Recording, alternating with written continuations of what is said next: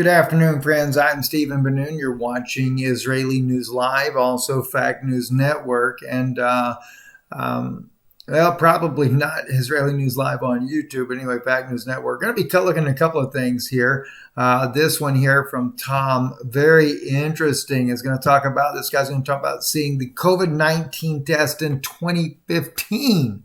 Also, we'll be talking about Pittsburg. And let's see, this came out today, September 30th at 5:01 p.m. They had their night sky lit up by a meteorite, actually a sizable one. Not big, not big enough to probably make an impact on the Earth there, but that's kind of interesting, especially all the things that we'd been hearing about this. So kind of wonder if we're going to start seeing more of that as time goes on here. And of course, Rothch-ld is running for president of Israel next year, 2021. And then I'm going to be talking a little bit about this old story here from 2009. Soldier says rabbi pushed religious war in Gaza. Is this the type of guy that Israel will be looking at as a possible Messiah figure? Don't know the answer to that, but I think it's something worth looking at. So let's kind of get started here. Tom, appreciate you, my brother, for sending this to me there. Let's look at what Tom sent us right here. I think it'll be something worthwhile. This is very alarming. Listen to this right here. I hadn't seen. Wait one second. Let me back up here. We don't have high enough audio, so let me pick up the audio a little bit there, and let's go back to the video. Information on there that I hadn't seen before. And it says, in 2015, a system and method for testing for COVID was patented by Richard Rothch-ld with a Dutch government organization. Did you catch that? In 2015, 4 years before the disease even existed, a testing method for COVID-19 was developed. So that's interesting. I haven't looked into that one, but the Rothschilds, the Dutch government, that. Wow. Isn't that interesting? This guy here showing the Rothschilds in 2015 developing a method for testing COVID-19 was patented by Richard Rothschild with a Dutch government organization. That seems a little bit odd, doesn't it, to you? Right. We call it a pandemic for a reason, right? All right. Also, I have to thank Charles, who sent this to me there on Twitter. Thank you, friend Charles, for sending this to me. This is reported on Channel 2 News, KDKA, in Pittsburgh. Let's listen in on this broadcast right here about this meteorite as well. It didn't last long, but it was bright. A large fireball burning in the sky early this morning. As Lisa Washington reports, if you saw it, you were one of the lucky ones. We spoke to a science writer who says the fireball was most likely a meteor falling toward Earth. And while meteors aren't rare, seeing one, especially one this bright, doesn't happen often. It was the flash of light seen along most of the East Coast, a fireball illuminating the morning sky around 6:25 Wednesday morning. We saw a really exceptional meteor, which is when a piece of debris from outer space, often rock or metal, hits the atmosphere. The American Meteor Society received more than 250 reports of the fireball. A truck driver's dash cam captured this video. Oh, anybody see that flash of light? Something just came streaming across the sky. But when you see a normal shooting star, it's something the size of maybe a grain of sand or a pebble.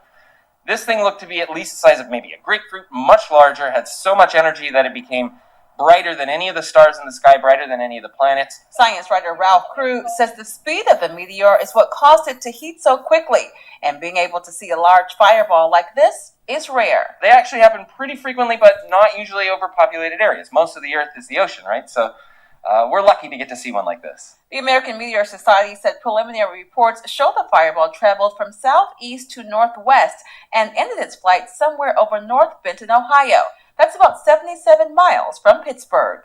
Lisa Washington, KDKA News. So just wanted to be able to share that with you guys, and for what you might think about it as well. Also, Rothch-ld to run for president. Temple Mount activist and ex-MK reportedly laying groundwork for presidential bid after Reuven Rivlin's term expires next year. And I have a feeling he will actually get it. Of course, he's kind of like the peacemaker between all the different religions, even though he's had this, I hate to say it, but I call it the alleged assassination attempt on his life there that happened a few years back, where this Palestinian guy actually alleged shot him in the chest several times. I know they scrubbed that from the internet when that began to be questioned. But, as far as we know, it actually happened. We can't say yay or nay on that. But anyway, he's running for president. He has really pushed for peace between Christians and with the Muslim community as well. So just kind of interesting. I kind of have to watch and see what happens. Of course, we have interviewed Yehuda Glick ourselves some years ago, and not some years, maybe a few years ago, about 3 years ago there in Israel. So at any rate there, I guess we were more leaning pro-Zionist at the time. This is something, though, I really wanted to bring to your attention here, because there's a lot of talk about the rabbis in Israel claiming that they're in communication with the Messiah of Israel. And of course, the first Messiah, got to keep in mind, Orthodox Jews believe in two Messiahs. They have the Josephic Messiah as well as the Davidic Messiah. And the first would be a Messiah of war. And just some little things that have been dropping around that I've been listening to. And of course, one of those things is that this Messiah would most likely be revealed at the heels of another war that Israel may get itself into in the not so distant future. And as I have looked into this, I thought to myself, well, okay, if there's going to be a Messiah, that is going to be a Messiah of war, then going back in history, because I know there's a lot of things that happened back in 2008 through 2010 that was very similar to what we see happening today. We had a virus as well back during that time, the SARS virus. We had a collapsed economy in 2008, blamed on the bubble of the banks with the mortgage lending. And then, of course, there was the fears of Planet X as well. And there were those scientists that believed that was the time it was coming. It did not, of course, did not happen at that time. Then suddenly all the same type things are happening again. So I decided to go back and look and see, was there a Messiah figure at that time as well? Now, nobody claimed that this guy was a Messiah figure, but I found it interesting, especially if you read the Reuters article here. In light of that, March 20th, 2009, it says here, soldier says rabbi pushed religious war in Gaza.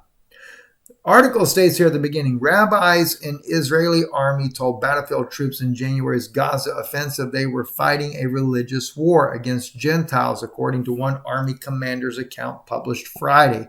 Talking about being published on the Haaretz Shooting and Crying article there.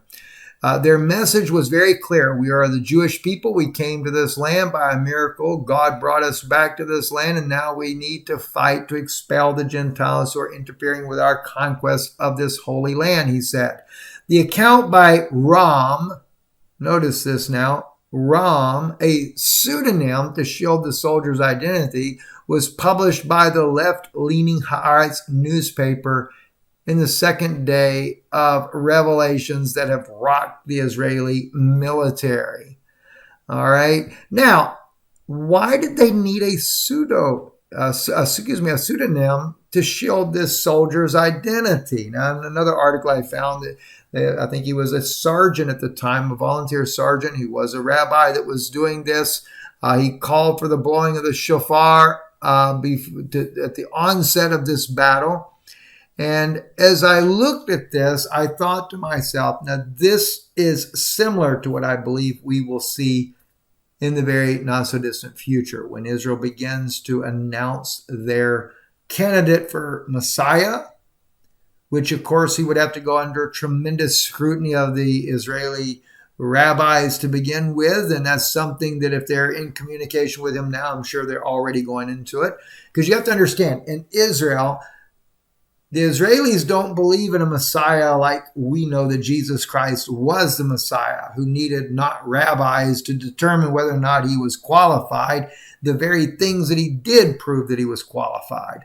Unlike that of Tovia Singer that claims that Jesus, there was no mention in the Tanakh that there would be miracles of the Messiah. Well, the Dead Sea Scroll clearly shows that he would do miracles. So yeah, they did believe in the miracles there, and I'm going to go into that eventually there on his Tovia Singer's account that also just tries to cause Christians not to believe their very own Bible.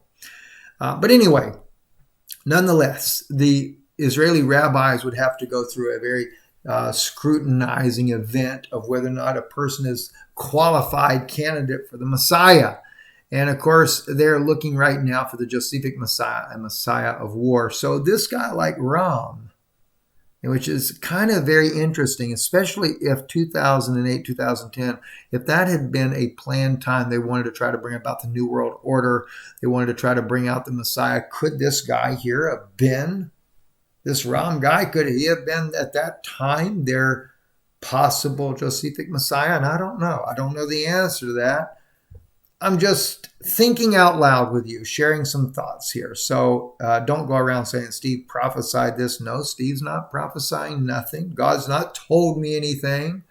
This is not an intel account. This is just simply something as I'm doing this with an observation. It's just like the case of Yehuda Glick, for example. You know, I look at Yehuda Glick and I think to myself, he's going to run for president. Is he going to end up being a candidate for the Davidic Messiah? I have no clue whatsoever. May not even be remotely possible. But nonetheless, the Orthodox community is going to have to come up with some candidates pretty quick if they plan on making their New World Order work out. And of course, Yehuda Glick supposedly survives this near-death experience. He's the peacemaker between Christians and that of the Muslim world. Could he end up being a candidate as well? I just want to throw some things out there for you to think about. That's all we're doing. So again, don't go around saying Steve says that Yehuda Glick will be the Messiah. Nope, not saying that at all. And I'm not saying that this Ram guy either is the Josephic Messiah, but what I wanted to show you is an idea of the way that the thought process goes amongst the rabbis, especially at a time when they're getting desperate to bring out their messianic figures, especially if they're going to have a one world government and they're getting close to needing to control the entire world. The beast kingdom is on the rise right now, friends. Just like we have, as we saw here from the information that Tom had shared with us there, this man right here showing that the Rothschilds, Richard Rothschild, had applied for that patent for the COVID-19. See, everything is a setup. Everything. It's all set up, guys. We're being duped into believing things. All right? And don't forget, I had that little fireball that came through. That was really, really, really nice. I really appreciated the individual, or that was actually by Charles. Thank you, Charles, for sharing that with us as well. So again, like I said, these are not set in stone. Don't know for sure. It's just some thoughts I wanted to share with you guys tonight. This will probably not air on Israeli News Live, so we'll do a little intro for Israeli News Live if people want to watch this information. Thank you for watching. I'm Stephen Benu. You're watching Fact News Network. Have a great evening.